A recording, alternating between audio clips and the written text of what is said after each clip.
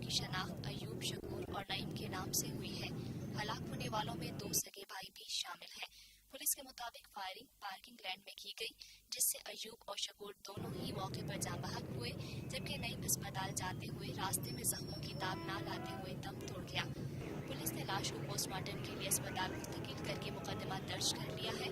جائے حادثہ پر موجود پولیس انویسٹیگیشن آفیسر کا کہنا تھا واقعہ ذاتی دشمنی کا شاخسانہ ہے۔ جاں بحق افراد پیشی کے لیے عدالت جا رہے تھے، جہاں مخالف پارٹی نے ان پر فائرنگ کر کے انہیں ہلاک کر دیا۔ واقعے میں ایک راہگیربھی زخمی ہوا، جسے طبی امداد کے لیے اسپتال منتقل کر دیا ہے۔ ملزمان کی گرفتاری کے لیے علاقے کی ناکہ بندی کر دی گئی ہے۔ جائے حادثہ پر موجود پولیس انویسٹیگیشن آفیسر کا کہنا تھا اس میں یہ 2 فیملیز ہیں، ایک رہنے والے امامیہ کالونی کے، ایک رہنے والے ماچس فیکٹری کے، دونوں بائی کاسٹ راجپوت ہیں۔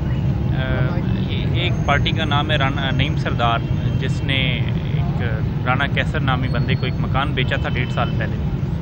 تو اس مکان بیچنے کے بعد ان میں آپس میں کوئی تنازع پیدا ہوا اور اس لٹیگیشن کے دوران 3 مقدمات انہوں نے درج کرائے، 2 شادرے میں اور 1 اسلام پورے میں۔ تو آج یہ رانا کیسر پارٹی جو ہے اپنی اسی کیسز کے سلسلے میں پیشی پہ جا رہے تھے۔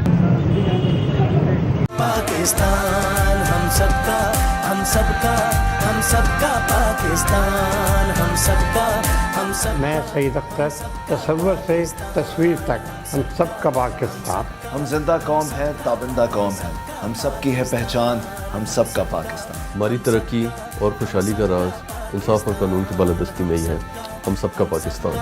ہم سب کا پاکستان۔